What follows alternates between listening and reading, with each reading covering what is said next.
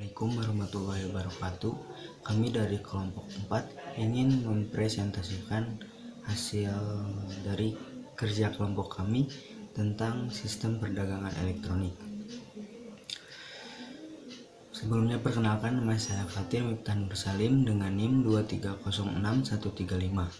Dan ada rekan-rekan saya yang nanti akan atau sudah perkenalan di awal.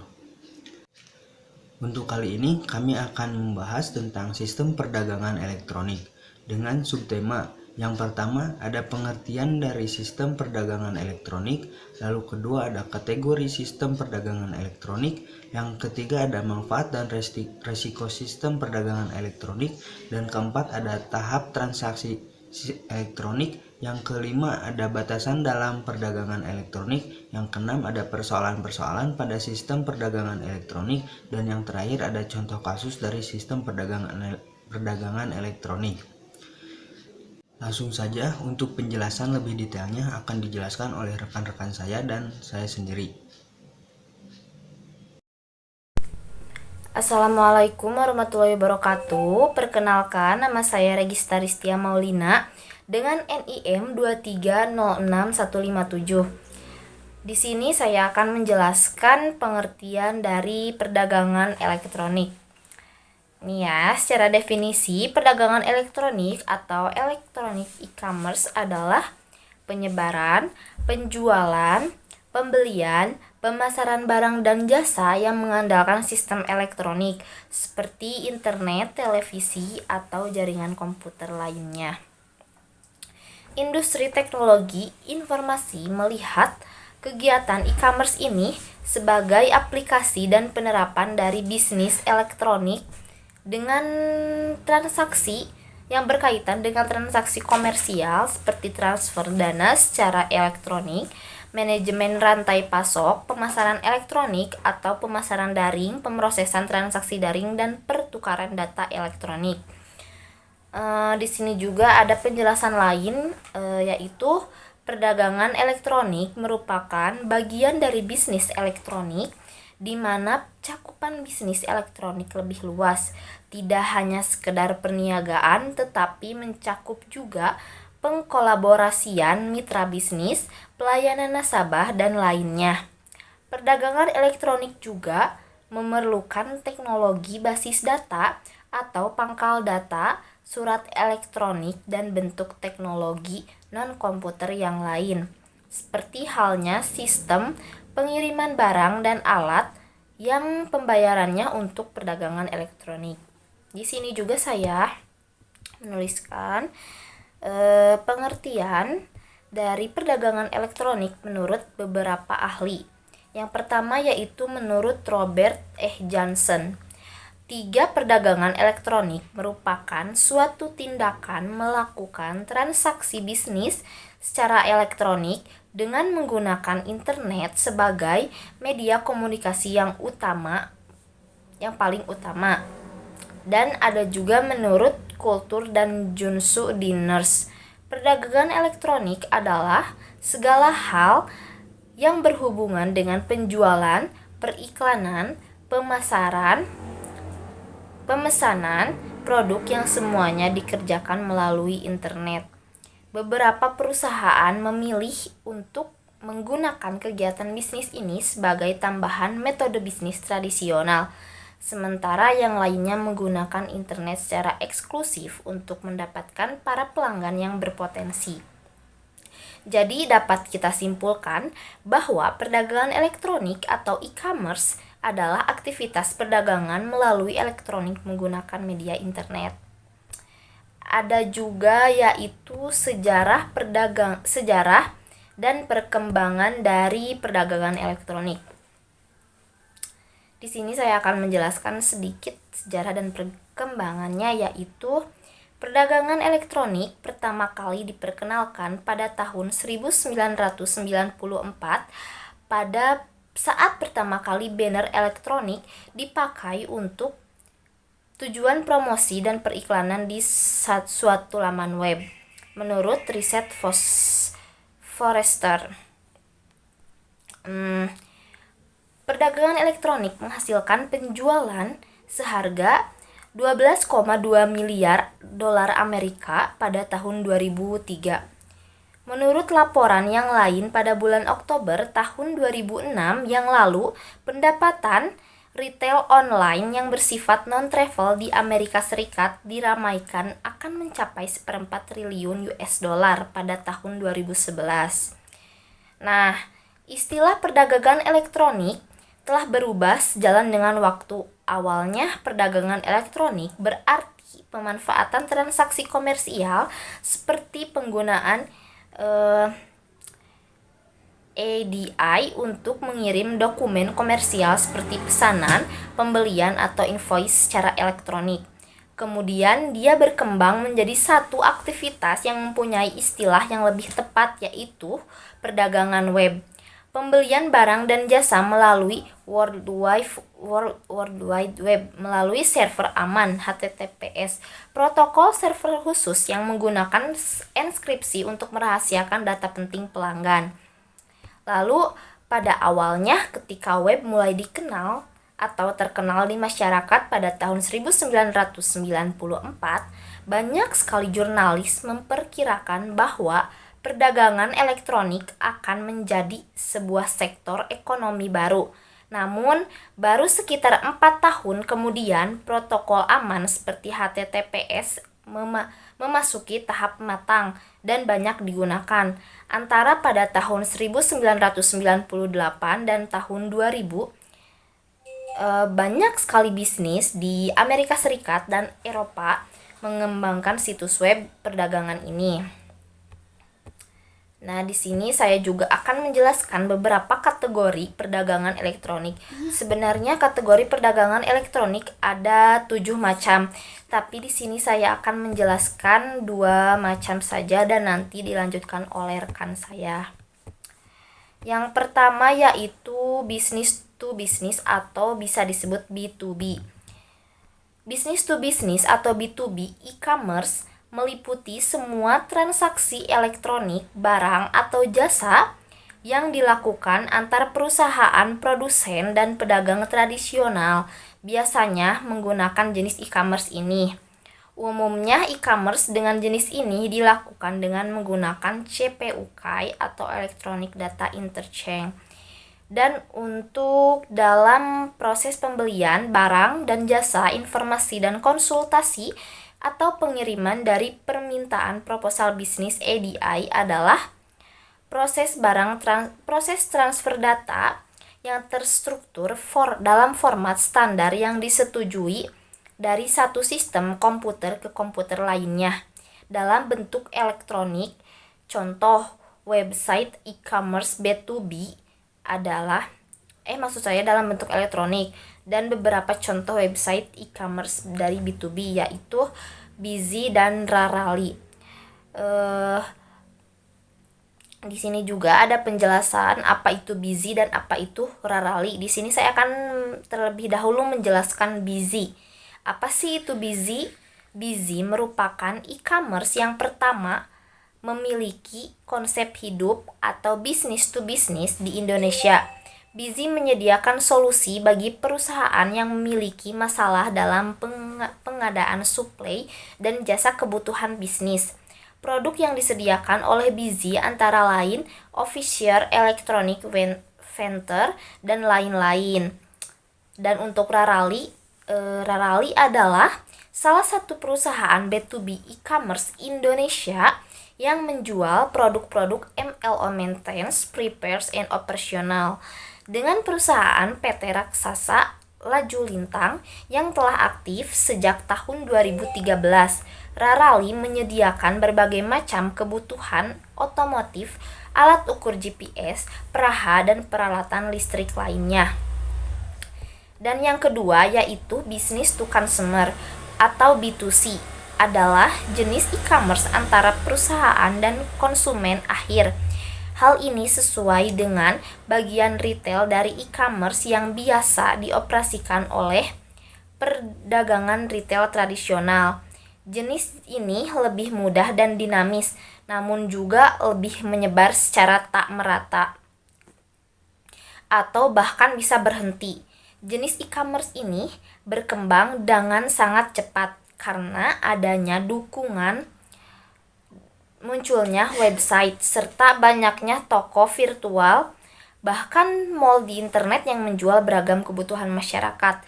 Jika kita bandingkan dengan transaksi retail tradisional, konsumen biasanya memiliki banyak sekali informasi dan harga yang lebih murah, serta memastikan proses jual beli hingga pengirimannya yang tepat. Nah, di sini ada beberapa website di Indonesia yang menerapkan e-commerce tipe ini, yaitu adalah Bineka, Beribenka, dan Tiket.com. Jenis e-commerce ini biasa digunakan oleh penjual atau produsen yang serius menjalankan bisnis dan mengalokasikan sumber daya untuk mengelola situs itu sendiri. Yang ketiga yaitu consumer to consumer atau C2C, merupakan jenis e-commerce yang meliputi semua transaksi elektronik barang, jasa, antar konsumen. Umumnya transaksi ini dilakukan melalui pihak ketiga yang menyediakan platform online untuk melakukan transaksi tersebut. Beberapa contoh penerapan C2C dalam website yang ada di Indonesia yaitu ada Tokopedia, ada Bukalapak, ada Lamido. Di sana penjual diperbolehkan langsung berjualan di website yang telah disediakan. Namun ada juga website yang menerapkan jenis C2C dan mengharuskan penjual terlebih dahulu menyelesaikan proses verifikasi. Contohnya seperti aplikasi atau website belanja dan Elevania. Yang keempat ada consumer to business atau C2B. Jenis e-commerce ini sangat umum dalam proyek dengan dasar multi sumber daya, seperti sekelompok besar individu yang menyediakan layanan jasa, barang mereka untuk dijual atau bagi perusahaan yang membutuhkan jasa atau barang tersebut. Seperti website designer yang menyediakan logo-logo dan yang nantinya akan dipilih oleh perusahaan yang membutuhkan. Contoh kategori C2B ini yaitu ada www.intoxphoto.com dan www.mybloggersteam, yaitu sebuah website yang menjual ragam template blog dari berbagai pengembang template. Pembuat template yang dapat mengupload template melalui link yang telah disediakan oleh MPTI. Kemudian MPTI akan menjual template yang telah diupload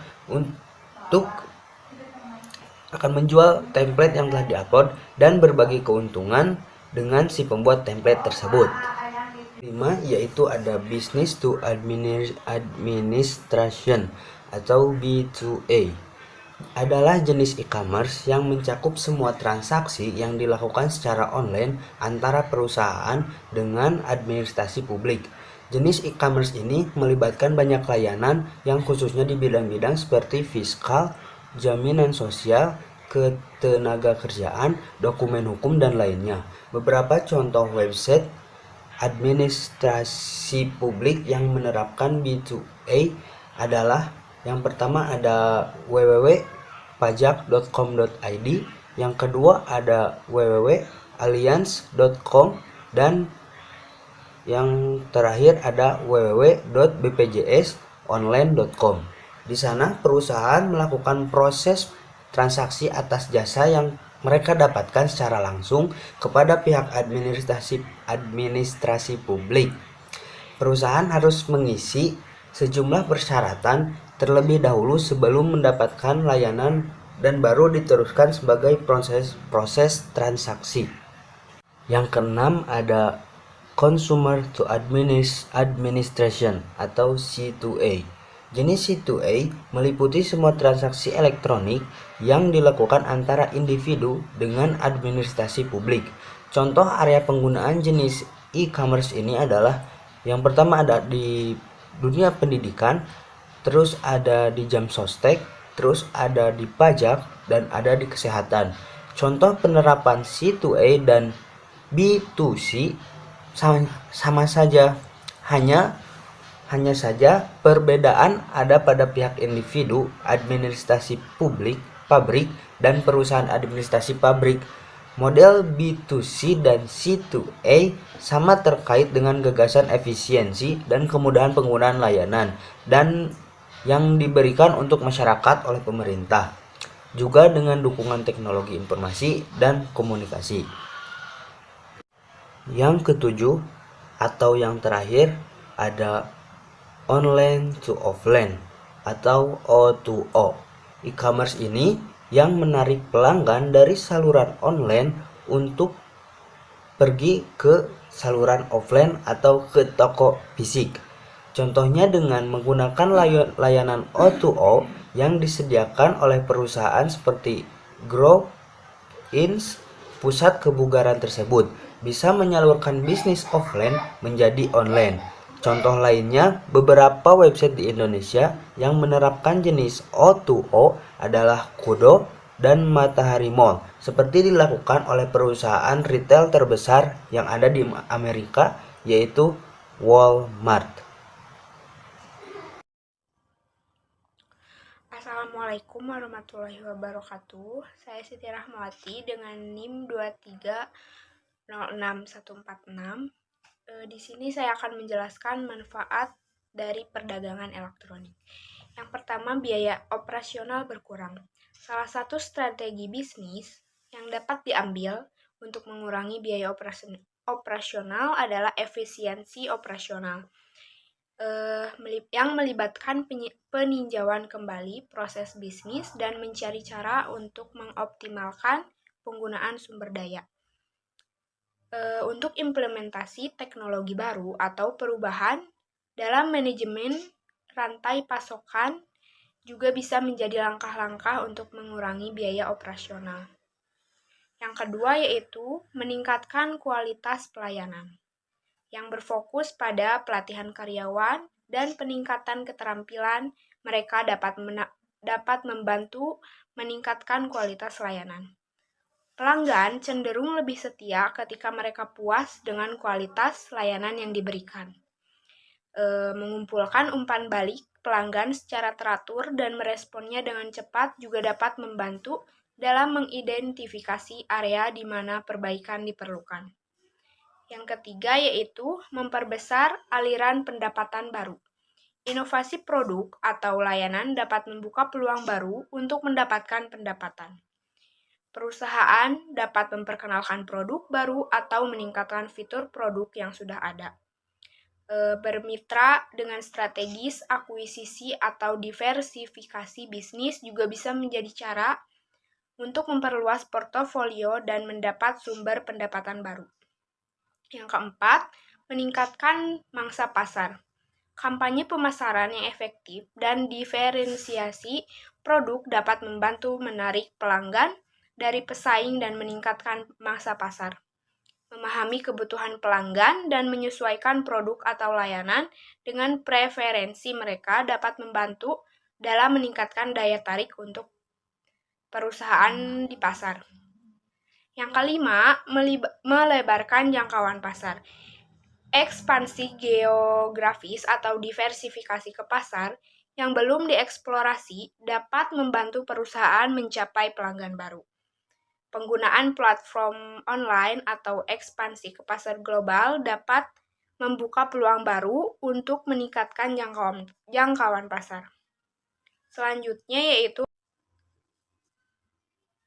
penting untuk diingat bahwa setiap langkah strategis yang harus diselesaikan dengan kondisi pasar, tujuan perusahaan, dan analisis risiko yang cermat.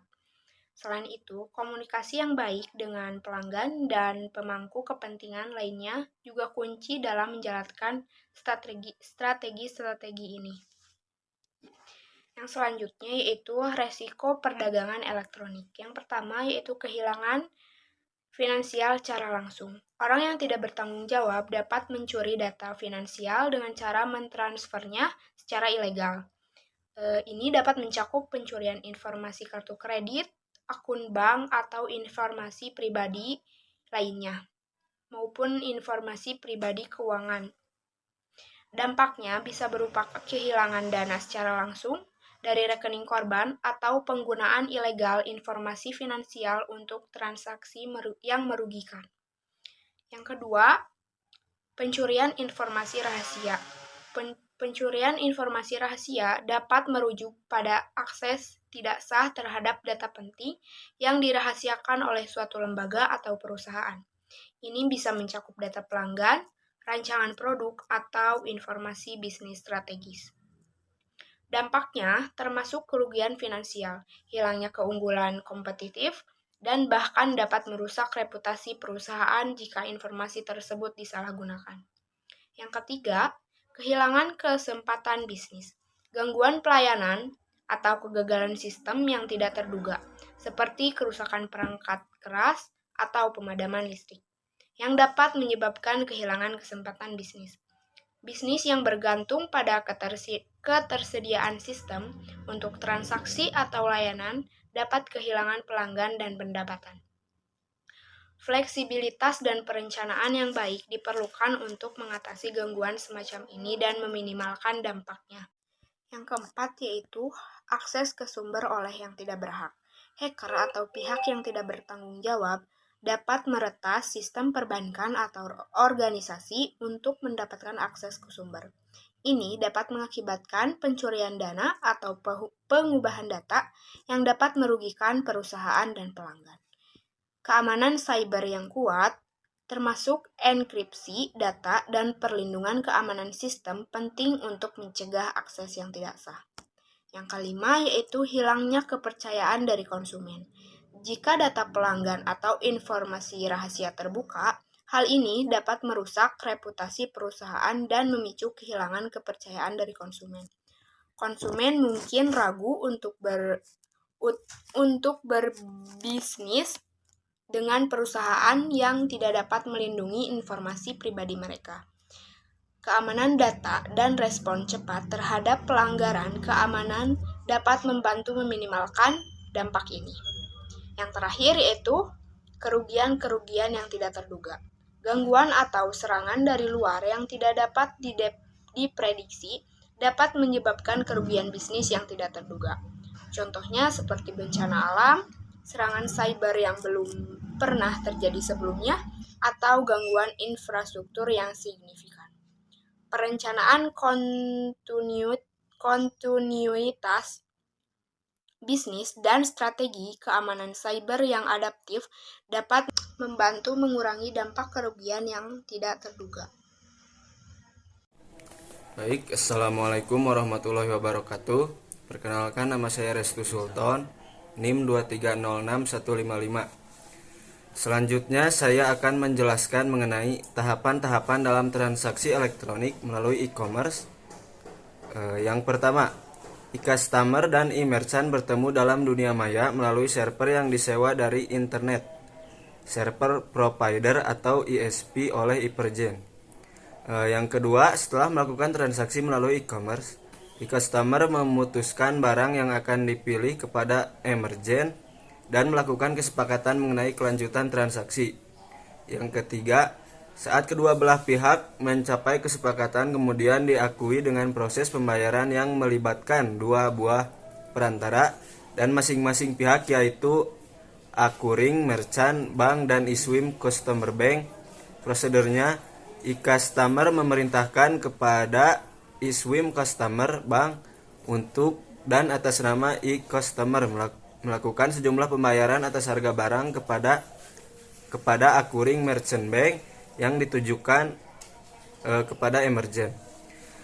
Selanjutnya yang keempat, setelah proses pembayaran selesai, kemudian diikuti dengan proses pengiriman barang sesuai dengan kesepakatan mengenai saat penyerahan dan spesifikasi barang. Tren aplikasi e-commerce dan aplikasi e-commerce digunakan secara online dengan menggunakan web atau situs-situs yang tersedia. Business to consumer e-commerce, kelompok ini disebut juga transaksi pasar B2C, melibatkan interaksi dan transaksi antara sebuah perusahaan, penjual, dan para konsumen. Pada transaksi pasar, konsumen mempelajari produk yang ditawarkan melalui publikasi elektronik, membelinya dengan electronic cash dan sistem secara payment, kemudian minta agar barang dikirimkan. Kebutuhan web store dinilai berdasarkan beberapa faktor berikut ini.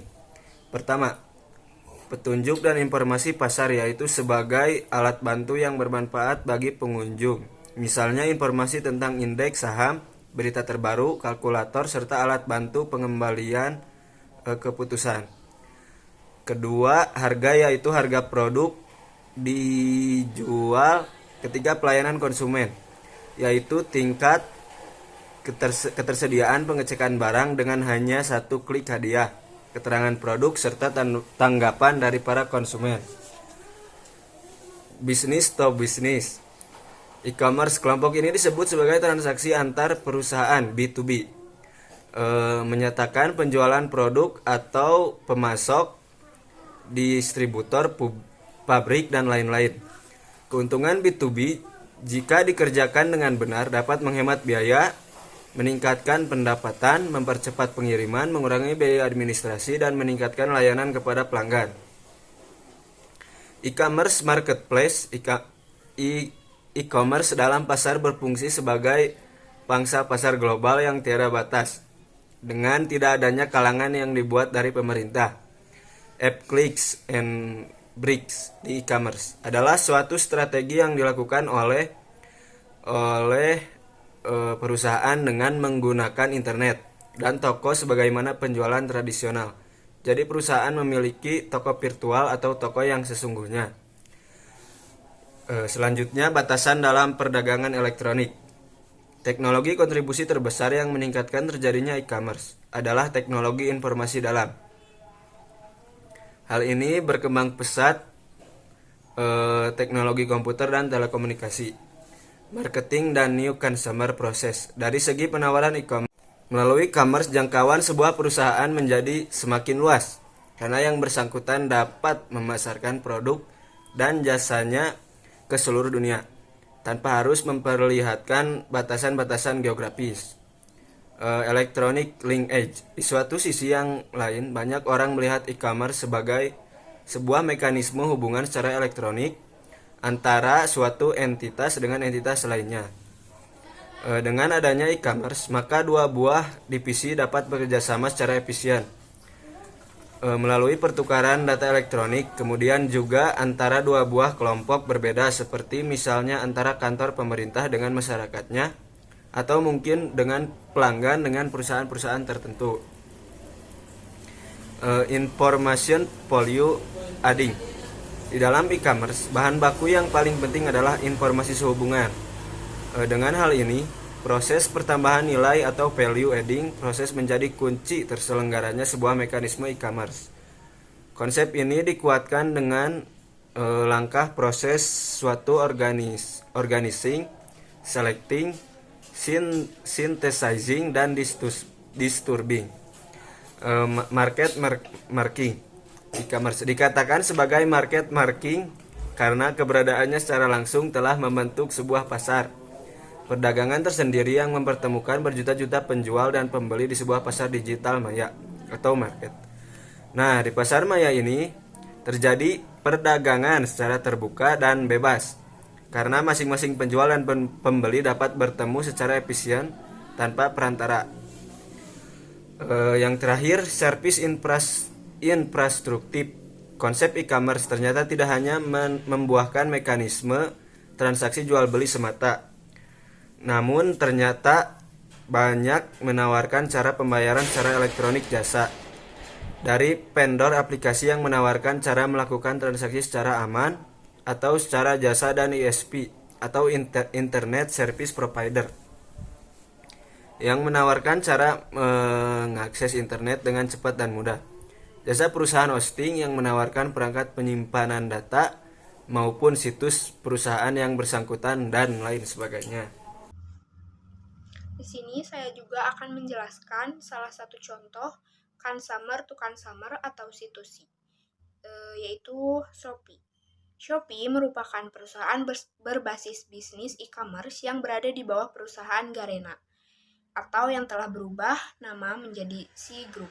Sea Group merupakan sebuah perusahaan internet di Asia Tenggara yang menjalankan bisnis C2C atau consumer to consumer, mobile marketplace. Shopee resmi diluncurkan di Singapura pada tahun 2015 yang diikuti dengan negara-negara tetangga lainnya seperti Indonesia, Filipina, Malaysia, Thailand, Vietnam, dan Taiwan. Visi dari Shopee adalah menjadi C2C mobile marketplace nomor 1 di Asia Tenggara. Shopee yang saat ini berada di bawah kepemimpinan CEO Chris Feng. Shopee adalah aplikasi marketplace online untuk melakukan kegiatan jual beli pada perangkat mobile dengan mudah dan cepat. Shopee menawarkan berbagai macam produk-produk mulai dari produk kecantikan, fashion, hingga produk yang dipakai untuk kebutuhan sehari-hari. Shopee hadir dalam bentuk aplikasi mobile untuk memudahkan penggunanya dalam melakukan kegiatan belanja online, tanpa harus bertemu langsung maupun membuka website melalui perangkat desktop atau komputer. Shopee dapat dikatakan sebagai pendatang baru karena apabila dibandingkan dengan kompetitornya, Shopee baru lahir pada tahun 2015. Sedangkan pada kompetitornya sudah ada sejak tahun 2009. Namun, dari awal peluncurannya, Shopee sudah menarik perhatian masyarakat Indonesia. Yang selanjutnya yaitu penerapan analisis SWOT terhadap e-commerce Shopee, terutama untuk mangsa pasar di Indonesia. Strength atau kekuatan. Yang pertama yaitu reputasi dan nama besar Shopee sudah dikenal masyarakat Indonesia. Kedua, memiliki banyak fitur dan program yang menarik bagi konsumen. Salah satunya adalah fitur games yang tidak terdapat pada e-commerce lain dan program gratis ongkir. Yang ketiga, memiliki kerjasama dengan semua jenis jasa kirim yang tersedia di Indonesia seperti JNT, JNE, ID Express, dan lain-lain. Yang keempat, selalu up-to-date terhadap perkembangan barang-barang yang sedang viral atau trending. Yang kedua, weakness. Weakness atau kelemahan. Yang pertama, hanya dapat digunakan untuk masyarakat yang memiliki akses internet. Yang kedua, penipuan mudah terjadi dalam aktivitas yang serba online.